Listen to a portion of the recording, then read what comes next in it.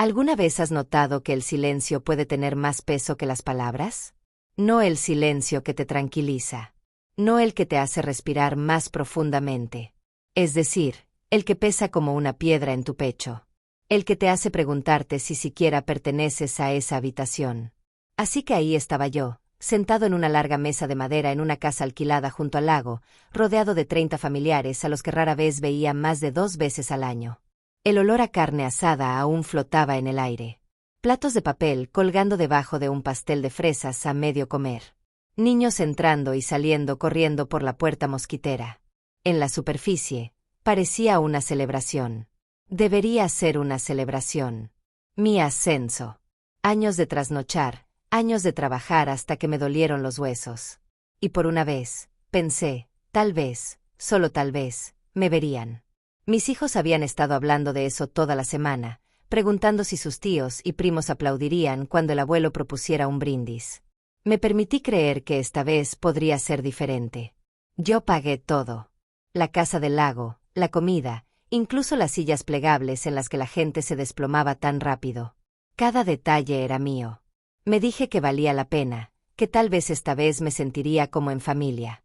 Y entonces el hijo de mi hermano abrió la boca. No solo habló, repitió algo. Una semilla que su padre había plantado, lanzada como una broma, pero lo suficientemente afilada para que todos la oyeran. Papá dice, nunca le das nada a esta familia. El tenedor se me resbaló de la mano. La habitación se congeló. Mis hijos me miraron con los ojos abiertos, esperando mi respuesta. Mi esposa se tensó en su silla. Incluso mi madre se quedó callada a media frase. Y mi hermano simplemente se recostó con su bebida, como si nada fuera asunto suyo. Algo dentro de mí se rompió. Sonreí, no porque fuera gracioso, sino porque finalmente no me importaba fingir. Me incliné hacia adelante y dije, con suficiente claridad para que toda la sala lo oyera. Perfecto. Así no echará de menos los $8,000 que pago cada mes de su hipoteca. Un jadeo, el roce de un tenedor. Mi hermano palideció. Su hijo parpadeó, confundido, sin comprender bien lo que acababa de hacer. Y me sentí más ligero que en años. Porque en ese momento, comprendí que la paz nunca puede ser real. La compré con cheques, con favores, con años de tragarme palabras que me quemaban la garganta. Compré silencio, no amor. Así que dije la verdad, toda la verdad. La camioneta en su entrada, la mía. Todavía a mi nombre porque no podía financiarse. Los servicios públicos que los dejaron casi a oscuras. Pagados. La tutoría cuando sus hijos fracasaron. Pagados. Los regalos de Navidad bajo el árbol cuando mi esposa y yo tuvimos que echar mano de nuestros propios ahorros.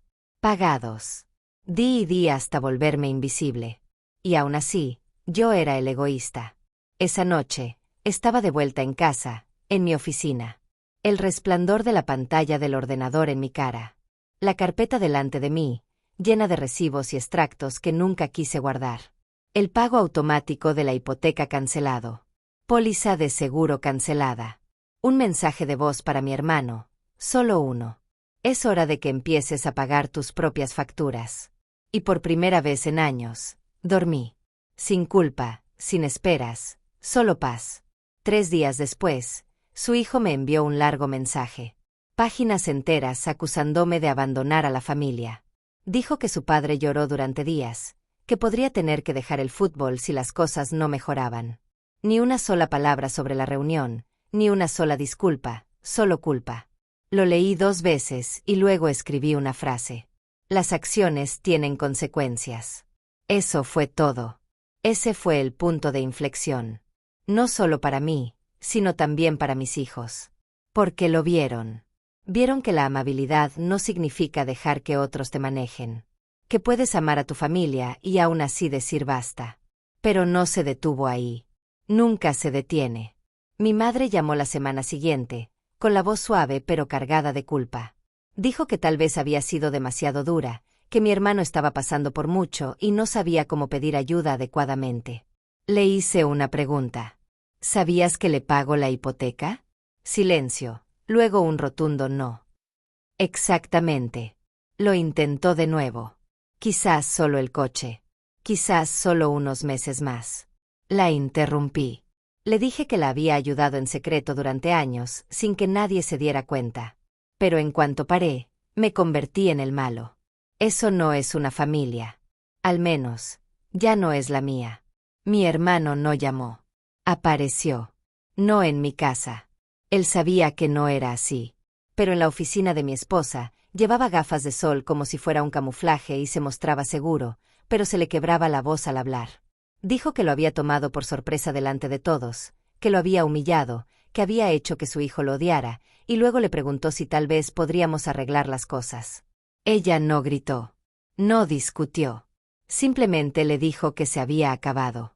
Que había perdido más oportunidades que nadie en nuestras vidas. Que había tenido la conversación equivocada, en la oficina equivocada, con la persona equivocada en la década equivocada. Se fue sin decir una palabra más. Unas noches después, encontré una carta suya en mi buzón, escrita a mano, de 2 páginas. Dijo que había estado pensando que quizá debería haber dado las gracias más a menudo. Su orgullo se interpuso. Pero incluso en su disculpa, había ese tono de voz, como si hubiera exagerado, como si fuera cruel romper públicamente. Me preguntó si reconsideraría dejarles usar el coche. Me quedé allí sentada con la carta en la mano y sentí algo que no había sentido en años. Alivio. Porque por fin, se había quitado un peso no solo de mis hombros, sino de toda mi vida. Pero lo conocía. Sabía que no era el final. Una semana después, mi sobrino me llamó desde un teléfono público cerca de su colegio. Le temblaba la voz. Dijo que no sabía con quién más estar enfadado. Dijo que había encontrado avisos de ejecución hipotecaria en un cajón. Letras rojas. Advertencias finales. Dijo que su padre le había mentido. Le había dicho que todo estaba bien.